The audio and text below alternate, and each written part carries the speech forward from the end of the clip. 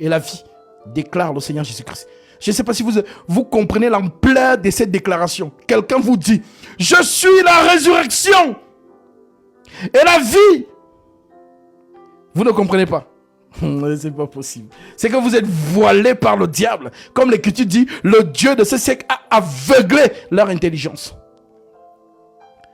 Une personne vous dit, je suis la résurrection. Je suis la résurrection et la vie. Celui qui croit en moi vivra quand même il serait mort. Alors, tiens ferme, mon frère, ma soeur.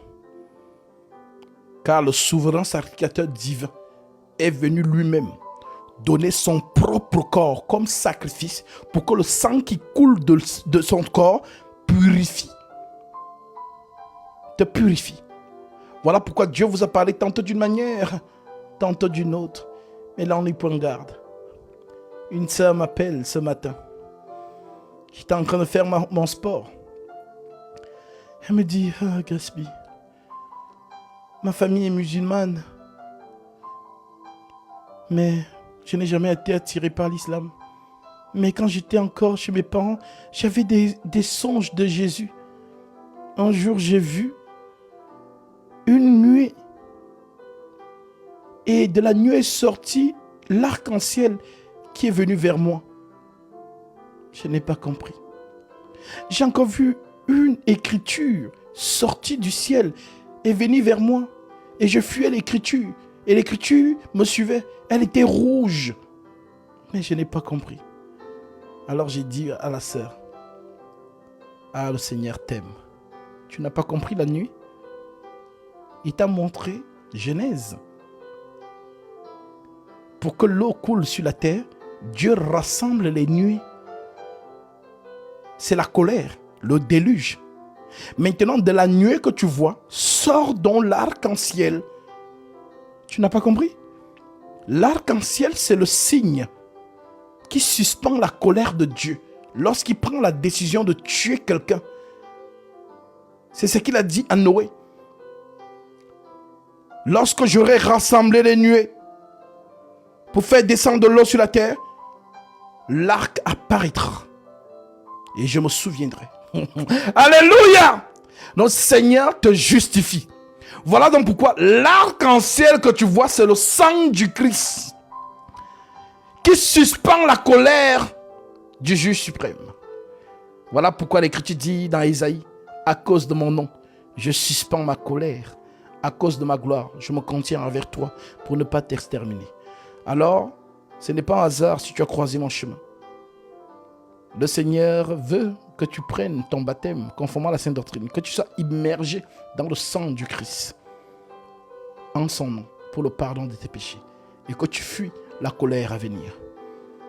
Et la sœur a pris son rendez-vous pour prendre son baptême à Abidjan. Alors oui, l'apôtre Paul vous a enseigné des choses extraordinaires. Les épîtres aux Hébreux, oh, si vous pouviez savoir la dimension de ça. C'est... Voilà pourquoi quand je vois les soi-disant hommes de Dieu s'improviser dans les choses du ciel, j'ai de la peine parce que ces choses, on n'apprend pas ça. Ces choses, c'est le Seigneur qui donne. Il a choisi ces tabernacles dès avant la fondation du monde, qu'il envoie sur terre dans chaque génération pour venir expliquer les Écritures à ses enfants afin que tout prenne sens dans leur vie. Le sens réel des Saintes Écritures, ce qu'on appelle la pensée de Dieu.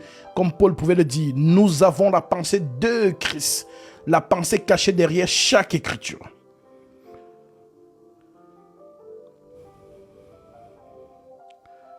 Alors, car ce témoignage lui est rendu. Tu es sacrificateur pour toujours, selon l'ordre de Melchisédek. Il y a ainsi abolition d'une ordonnance antérieure, à cause de son impuissance et de son inutilité, car la loi n'a rien amené à la perfection, et introduction d'une meilleure espérance par laquelle nous approchons de Dieu. Et comme cela n'a pas eu lieu sans serment, car tandis que les Lévites sont devenus sacrificateurs sans serment, Jésus l'est devenu avec serment, par celui qui lui a dit, le Seigneur a juré, et il ne se repentira pas. Tu es sacrificateur pour toujours selon l'ordre de Melchisédek. Jésus est par cela même le garant d'une alliance plus excellente. De plus, il y a eu des sacrificateurs en grand nombre, parce que la mort les empêchait d'être permanents. Alléluia! Voilà pourquoi ils se sont succédés. Voilà, ils se sont succédés depuis Aaron. Voilà, Aaron meurt, l'autre prend, l'autre meurt, l'autre prend, l'autre meurt, l'autre prend, l'autre meurt. Donc, il ne pouvait pas être permanent. Mais le nôtre, il est permanent. Le souverain sacrificateur immortel. Alléluia. Voilà pourquoi. Paul, que Dieu le bénisse là où il est. Jésus est par cela même le garant d'une alliance plus excellente. De plus, il y a eu des sacrificateurs en grand nombre, parce que la mort les empêchait d'être permanents. Mais lui, parce qu'il demeure éternellement, possède un sacerdoce qui n'est pas transmissible. Il va transmettre ça à qui? Ce sacerdoce n'est pas transmissible. C'est le boss des boss. C'est aussi pour cela qu'ils peuvent sauver parfaitement ceux qui s'approchent de Dieu par lui, étant toujours vivants pour intercéder en leur faveur. L'intercession, c'est la droite. L'intercession, c'est la droite. Donc le sang de Dieu intercède pour les saints. Voilà pourquoi l'ennemi ne peut plus vous réclamer. Je vous lis ça très vite et je reviens dans Hébreux 7, verset 25 où on s'est arrêté. Apocalypse chapitre 12. Je suis au verset 10, il me semble. Oui, au verset 9. Il fut précipité le grand dragon, le serpent ancien, appelé le diable et Satan, celui qui séduit toute la terre. Il fut précipité sur la terre et ses anges furent précipités avec lui.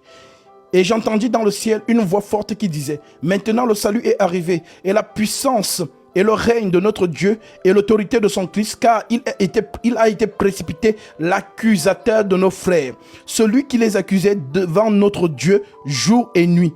Ils l'ont vaincu à cause du sang de l'agneau et à cause de la parole de leur témoignage. Ils n'ont pas aimé leur vie jusqu'à craindre la mort. En d'autres termes, dont la mort, le sang de Jésus coulé à la croix, fait taire l'accusation.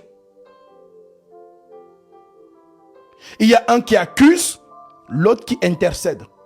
Voilà pourquoi on a accusé Pierre. Mais qui a intercédé? Simon, Satan vous a réclamé pour vous tribler comme le froment. Mais moi, j'ai prié pour toi, afin que ta foi ne défaille pas. Quand tu seras converti, affermis la foi de tes frères. L'intercesseur, dont le sang de Jésus intercède pour toi. Voilà pourquoi il te justifie en permanence. Il n'y a plus de condamnation pour ceux qui sont en Jésus-Christ. Romains chapitre 8, verset 1.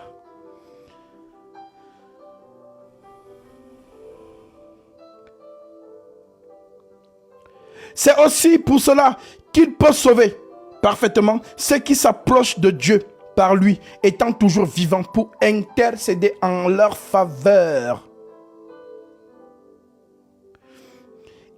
Il nous convenait en effet d'avoir un souverain sacrificateur comme lui, saint, innocent, sans tache, séparé des pécheurs et plus élevé que les cieux.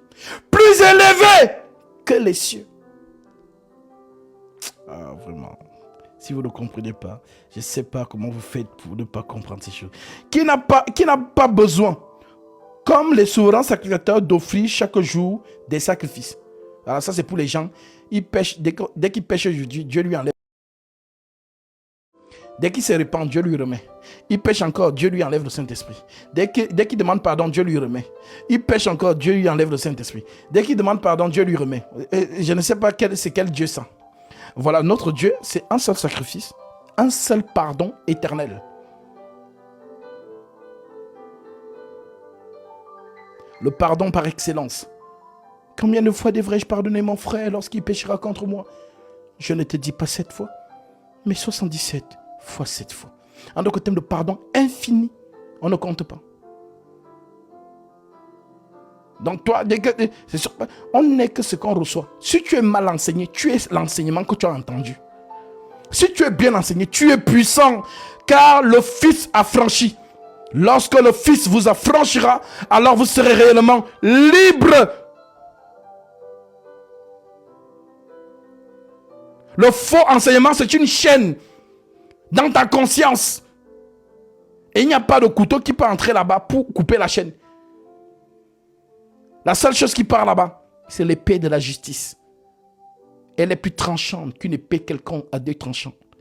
Pénétrant jusqu'à partager âme, jointure et moelle. Elle juge les pensées et les sentiments du cœur. Rien n'est caché. Donc la vraie parole, l'épée de la justice, coupe les liens des faux enseignements en toi. Ça coupe. Et tu es libre. Tu commences à te sentir légère. Ah, oui, le bon enseignement libère. Ça te rend léger. Comme Jésus a dit, mon joug est léger. Mon joug est doux et mon fardeau est léger. Ce sont les hommes, les faux enseignants là. C'est eux qui viennent rendre le fardeau de Jésus lourd sur vous. Ils forcent, ils n'ont pas l'enseignement, ils n'ont pas le don. Alors lorsqu'on enseigne le faux, ça pèse sur toi. Alors les gens commencent, ils ont peur. Ah, tu pêches. Celui qui se masturbe, tu iras en enfer. Il y a quelqu'un qui disait ça sur TikTok. Vous le connaissez, Marcelo Tounassi. Alors le jeune qui écoute ça, qui a ça comme addiction, quand il écoute ça, pour lui c'est fini. J'ai essayé, j'ai tout fait pour arrêter de me masturber. Et je n'arrive pas. Alors j'ai entendu Marcelo qui a dit, ceux qui se masturbent iront en enfer. Ben, j'irai en enfer. C'est ça les faux enseignements. Voilà. Non. Le bon enseignement te dit, crois et prends ton baptême conformément à la sainte doctrine pour le pardon de tes péchés. Suis le Christ et détourne-toi du mal. Le péché qui mène à la mort, c'est de ne pas croire en Jésus. Mais il y a le péché qui ne mène point à la mort. Ce sont les faiblesses de la chair.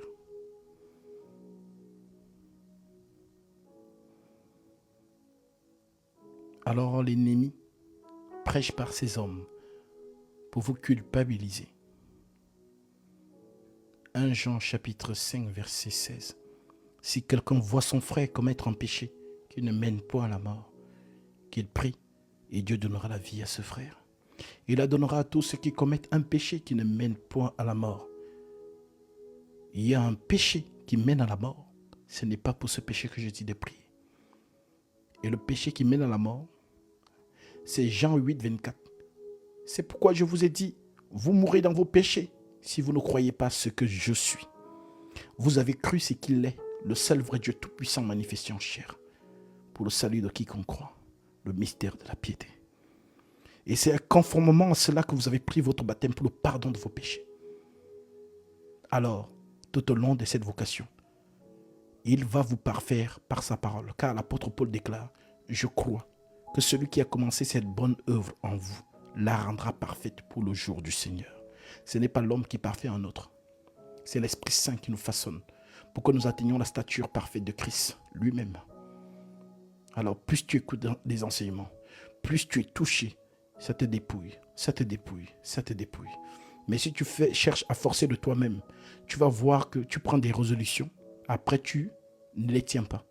Tu décides aujourd'hui, à partir d'aujourd'hui, je ne fais plus telle chose. 3 jours après, tu retombes dedans. Et Satan vient t'accuser. Tu as vu? Tu as essayé. Voilà, il est écrit que les enfants de Dieu ne pêchent pas. Tu vois? Tu es un enfant du diable. Arrête de faire ça, arrête de prier. Laisse ça, c'est pas pour toi. Viens, on va. Viens, on part.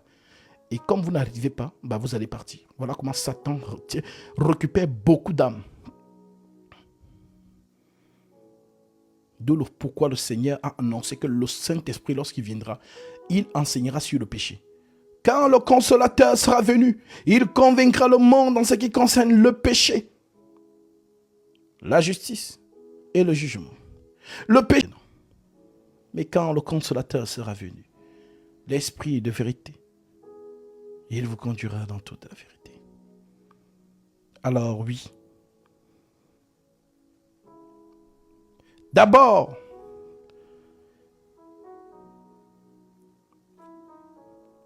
il nous convenait, en effet, d'avoir un souverain sacrificateur comme lui, saint, innocent, sans tache, séparé des pécheurs, et plus élevé que les cieux, qui n'a pas besoin, comme les souverains sacrificateurs, d'offrir chaque jour des sacrifices, d'abord pour ses propres péchés, ensuite pour ceux du peuple, car ceci les fait une fois pour toutes en s'offrant lui-même.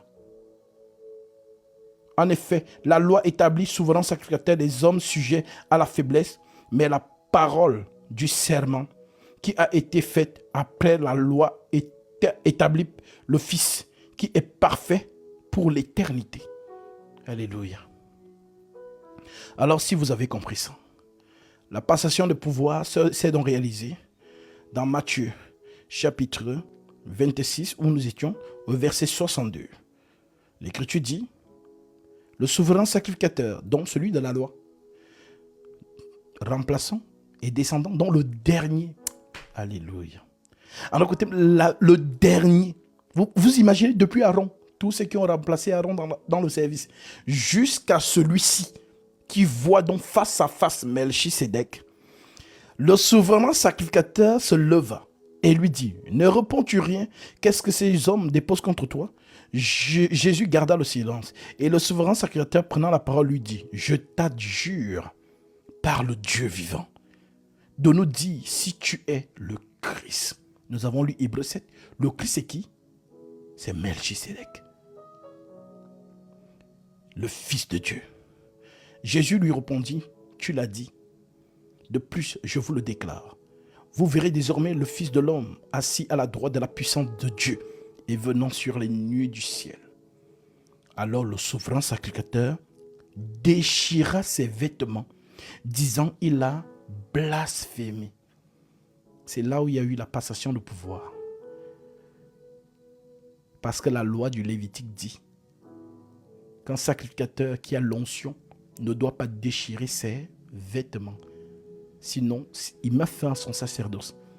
Alors, comme il a déchiré, il rend témoignage que, il fallait le dire depuis on t'attendait comme ça, depuis. Il fallait le dire depuis que c'était toi.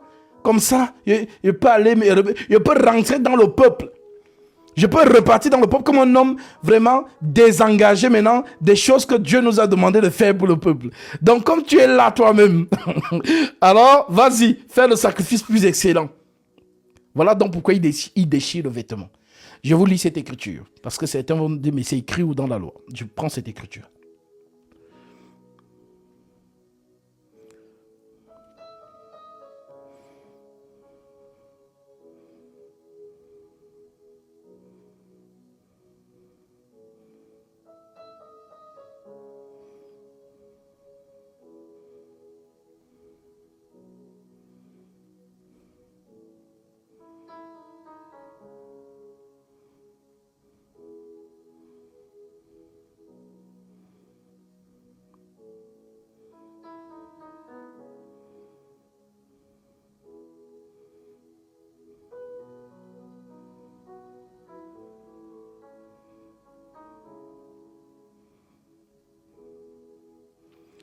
Lévitique 10. Je prends à partir du verset... Lévitique 21, verset 10. Écoutez bien. Le sacrificateur qui a la supériorité sur ses frères, sur la tête duquel a été répandue l'huile d'onction et qui a été consacré et revêtu des vêtements sacrés, ne découvrira point sa tête et ne déchirera point ses vêtements. Vous avez compris? Alors, celui-ci, qu'est-ce qu'il fait? Lorsque Jésus lui dit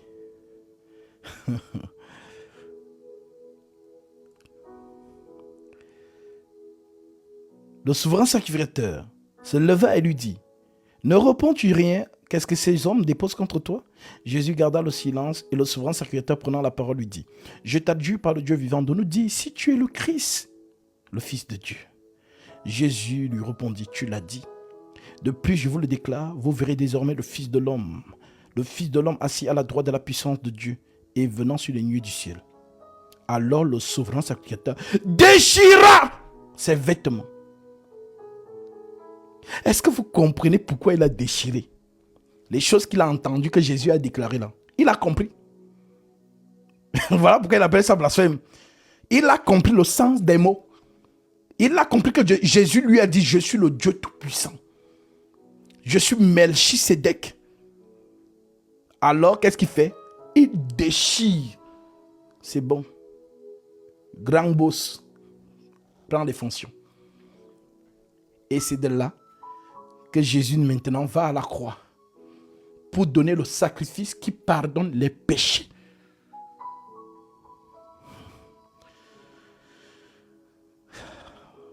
Hébreux 9, verset 11.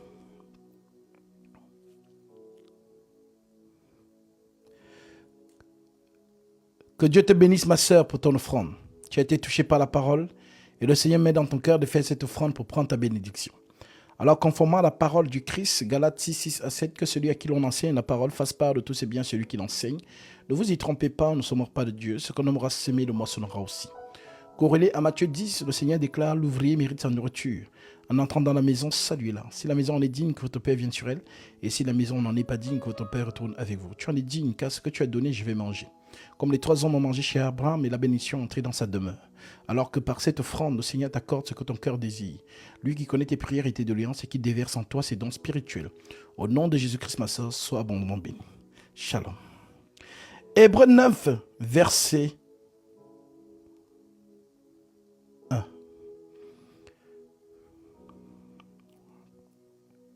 La première alliance avait aussi des ordonnances relatives au culte et le sanctuaire terrestre. Et le tabernacle fut en effet construit dans la partie antérieure appelée le lieu saint. Était le chandelier, la table et les pains de proposition. Derrière le second voile se trouvait la partie du tabernacle appelée le Saint des Saints, renfermant l'autel d'or pour les parfums, et l'arche de l'alliance entièrement recouverte d'or. Il y avait dans l'arche un vase d'or contenant la manne, la verge d'Aaron qui avait fleuri, et les tables de l'alliance. Au-dessus de l'arche étaient les chérubins de la gloire, couvrant de leur ombre le propitiatoire. On reviendra sur cette affaire de l'ombre. L'ombre. Parce que l'ombre, c'est ce que Gabriel a dit à Marie.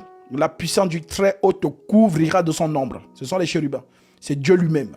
On reviendra dessus. Dans un autre live, si Dieu le permet, je parlerai sur l'ombre. L'ombre donc qui couvre Marie. On va reparler de ça. Je continue. Or, ces choses étant ainsi disposées, les sacrificateurs qui font le service entrent en tout temps dans la première partie du tabernacle. Et dans la seconde, le souverain sacrificateur seul entre une fois par an, non sans y apporter du sang, qu'il offre pour lui-même et pour les péchés du peuple. Le Saint-Esprit montrait par là que le chemin du lieu très saint n'était pas encore ouvert tant que le premier tabernacle subsistait. C'est une figure pour le temps actuel où l'on présente des offrandes et des sacrifices qui ne peuvent rendre parfait sous le rapport de la conscience celui qui rend ce culte et qui avait les aliments, les ablutions et les boissons et les diverses ablutions étaient des ordonnances charnelles imposées seulement jusqu'à une époque de réformation. Verset 11. Mais Christ, Melchisédek, est venu comme souverain sacrificateur des biens à venir. Il a traversé le tabernacle plus grand et plus parfait qui n'est pas construit de main d'homme, c'est-à-dire qui n'est pas de cette création. Et il est entré une fois pour toutes dans le lieu très saint, non avec le sang des taureaux et des boucs, non avec le sang des boucs et des veaux, mais avec son propre sang. Christ est entré dans le lieu très saint, non avec le sang des veaux et des boucs, mais avec son propre sang, ayant obtenu une rédemption éternelle. Car si le sang des taureaux et des boucs et la cendre d'une vache répandue sur ceux qui sont souillés sanctifie et procure la pureté de la chair, combien plus le sang de Christ, qui par un esprit éternel s'est offert lui-même sans tâche à Dieu, purifiera-t-il votre conscience des œuvres mortes, afin que vous serviez le Dieu vivant. Et c'est pour cela qu'il est le médiateur d'une nouvelle alliance, afin que la mort étant intervenue pour le rachat des transgressions commises sous la première alliance, ceux qui ont été appelés reçoivent l'héritage éternel qui leur a été promis. Alléluia. Voilà donc pourquoi, lorsqu'il prend dans les fonctions, nous voyons donc que celui qui est entré dans l'eau du baptême, c'est le même qui sort. Père, pourquoi m'as-tu abandonné? C'est normal. Celui qui est entré ne se mélange pas avec le péché. Voilà donc pourquoi il vient avec son corps et il se retire de son corps. Puisque le corps là est venu spécialement pour être un avec le péché. Il doit donc absorber toutes les iniquités, toute la saleté, toutes les impuretés du monde entier. Il doit rassembler tout ça dans son corps. Voilà pourquoi l'Écriture dit « Maudit est celui qui est pendu au bois ». Je lis cela, Galates chapitre 3, verset 12. Galates 3, 12. L'Écriture dit « Or, la loi ne procède pas de la foi, mais il dit, celui qui mettra ces choses en pratique vivra par elles. Christ nous a rachetés de la malédiction de la loi, étant devenu malédiction pour nous. Car il est écrit, maudit est quiconque est pendu au bois, afin que la bénédiction d'Abraham ait pour les païens son accomplissement en Jésus-Christ, et que nous reçussions par la foi l'esprit qui avait été promis. Donc à la croix donc, cet esprit, c'est-à-dire que tant que le Seigneur est dans le tabernacle, aucun démon ne s'approche. Lorsque le Seigneur sort donc, c'est là maintenant que le péché vient donc devenu un avec lui. Et c'est un piège pour les démons, parce qu'il va donc mourir avec eux. Il va donc les dépouiller. Alléluia. De Colossiens, chapitre 2. Je prends directement le verset 8. Prenez garde que personne ne fasse de vous sa propre par la philosophie ou par une vaine tromperie, s'appuyant sur les traditions des non sur Christ.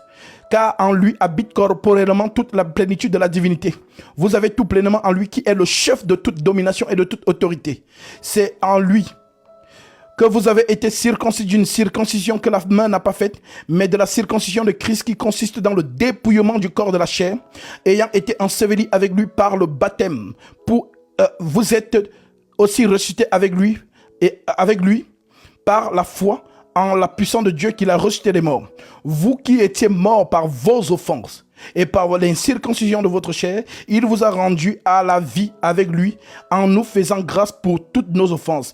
Il a effacé l'acte dont les ordonnances nous condamnaient et qui subsistait contre nous. Il l'a détruit en la clouant à la croix. Il a dépouillé les dominations et les autorités et les a livrées publiquement en spectacle en triomphant d'elles par la croix. Victoire. Voilà donc pourquoi, lorsque ce dernier prend donc toutes les saletés du monde, il meurt avec eux. Et comme c'est un aigle, il a le pouvoir de ressortir des morts. Voilà pourquoi les anges ont dit, pourquoi cherchez-vous un vivant parmi les morts? Il y a un mort. Les morts sont entassés. Il y a un vivant qui passe au milieu d'eux. Pourquoi? Parce que quelqu'un avait rendez-vous avec lui dans le séjour des morts. Depuis des générations, il y avait quelqu'un qui l'attendait, qui avait mis le chrono. Allons lire cette personne. Job 19, verset 25. C'est merveilleux. L'Écriture dit, Job 19, verset 25. Mais je sais que mon Rédempteur est vivant et qu'il se lèvera le dernier sur la terre. Car quand ma peau sera détruite, il se lèvera quand je n'aurai plus de chair. Je verrai Dieu.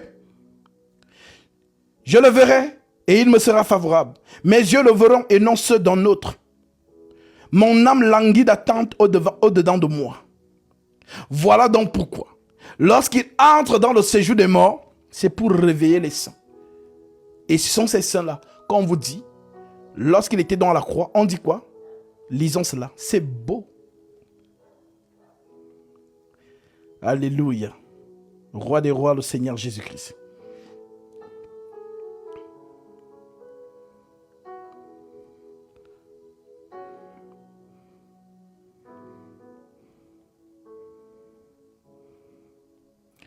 Nous sommes dans Matthieu 27, 52. L'Écriture dit, depuis la 6e heure, je suis au verset 45. Que Dieu te bénisse, mon frère. Je ne vois pas ton nom, mais je vois le message qui accompagne ton offrande. Merci encore pour le temps que tu accordes à la vocation céleste. Que Dieu te bénisse, mon frère ou ma sœur qui est derrière cette offrande. Alors, conformément à la parole du Christ, Galates 6 à 7, que celui à qui l'on enseigne la parole fasse part de tous ses biens, celui qui l'enseigne. Ne vous y trompez pas, ne sommes morts pas de Dieu, ce qu'on aura semé, le moissonnera aussi. Corrélé à Matthieu 10, l'ouvrier mérite sa nourriture, déclare le Seigneur. En entrant dans la maison, saluez-la. Si la maison en est digne, que votre Père vienne sur elle. Et si la maison n'est pas digne, que votre Père retourne avec vous. Tu en es digne, mon frère ou ma sœur, qui est derrière cette offrande. Car ce que tu as donné, je vais manger, comme les 3 hommes ont mangé chez Abraham, et la bénédiction est entrée dans sa demeure. Alors que par cette offrande, le Seigneur t'accorde ce que ton cœur désire. Lui qui connaît tes prières et tes doléances, et qui déverse en toi ses dons spirituels. Au nom de Jésus-Christ, mon frère ou ma sœur qui est derrière cette offrande, sois abondamment béni. Shalom. Nous sommes dans Matthieu 27, verset 45. Depuis la 6e heure jusqu'à la 9e heure, il y eut des ténèbres sur toute la terre. Et vers la 9e heure, Jésus s'écria d'une voix forte, Eli, Eli, lama sabachthani, c'est-à-dire, mon Dieu, pourquoi m'as-tu abandonné? Quelques-uns de ceux qui étaient là ayant entendu dire, il appelle Élie. Et aussitôt, l'un d'eux courut prendre une éponge, qu'il remplit de vinaigre et la fixa à un rousseau. Il lui donna à boire. Mais les autres disaient, laisse, voyons si Élie viendra le sauver. Laisse, voyons si Élie viendra le sauver. Les aigles, vous comprenez. Voyons si Élie viendra le sauver. Jésus poussa de nouveau un grand cri, rendit l'esprit. Et voici le voile du temple se déchirant en deux, depuis le haut jusqu'en bas. La terre trembla. Alléluia. Et les rochers se fendirent. Les sépulcres, dont les tombeaux, s'ouvrirent. Et plusieurs corps des saints qui étaient morts ressuscitèrent.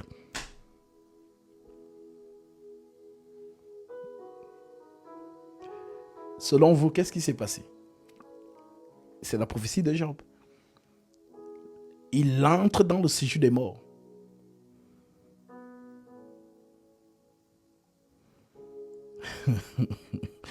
Le mort, on dit le vivant parmi les morts. Pourquoi cherchez-vous un vivant? Donnez ce verset à tous les musulmans. Pourquoi cherchez-vous un vivant parmi les morts? Le vivant réveille donc ses enfants. Et il remonte avec eux. N'est-ce pas merveilleux?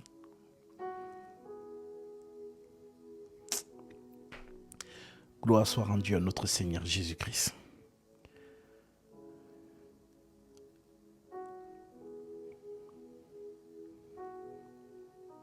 C'est merveilleux.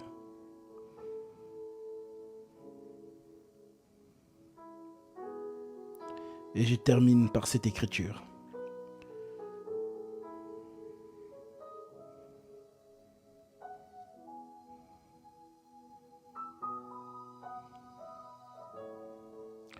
Hébreux, chapitre 10. Nous prenons le verset 32. Souvenez-vous de ces premiers jours. C'est à vous, les saints, que le Saint-Esprit parle. Souvenez-vous dans ces premiers jours où, après avoir été éclairés, vous avez soutenu un grand combat au milieu des souffrances. D'une part, exposé comme un spectacle aux opprobres et aux tribulations, et à d'autres, vous associant à ceux dont la position était la même. En effet, vous avez eu de la compassion pour les prisonniers et vous avez accepté une joie en l'enlèvement de vos biens, sachant que vous avez des biens meilleurs et qui durent toujours. N'abandonnez donc pas votre assurance, à laquelle est attachée une grande rémunération, car vous avez besoin de persévérance, afin qu'après avoir accompli la volonté de Dieu, vous obteniez ce qui vous était promis. Ce qui vous est promis. Encore un peu de temps, celui qui doit venir viendra. Et il ne tardera pas. Et mon juste vivra par la foi.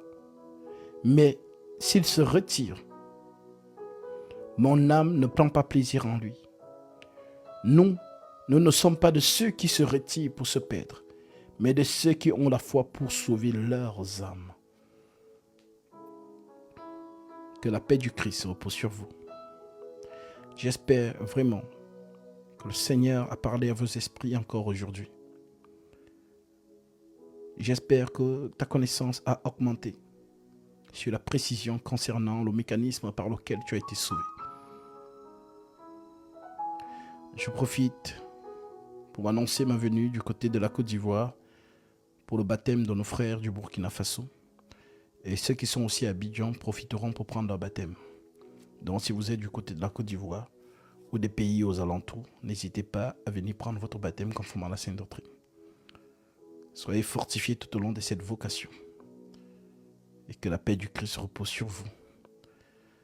Et je vois bien vos messages, vous tous qui m'écrivez dans ma messagerie TikTok. Je suis un peu submergé par les mutuelles sollicitations. Et j'essaye de consacrer du temps à vous tous qui m'appelez ou qui me posez des questions pour avoir de la lumière sur vos zones d'ombre. Alors, que le Seigneur vous garde dans cette fidélité. Et Maranatha, le Seigneur arrive. Garde la foi. Le diable va beaucoup souffler. Les fausses doctrines, vous voyez, les kémites tapent là-bas. Les musulmans s'agitent là-bas. Tout genre de doctrine. Alors ceux qui ne sont pas fermes dans la foi, vous allez être séduits. Mais ceux qui sont forts, vous resterez inébranlables sur l'appui et la colonne de la vérité. Le Dieu Tout-Puissant, le Seigneur Jésus-Christ. Que Dieu vous bénisse.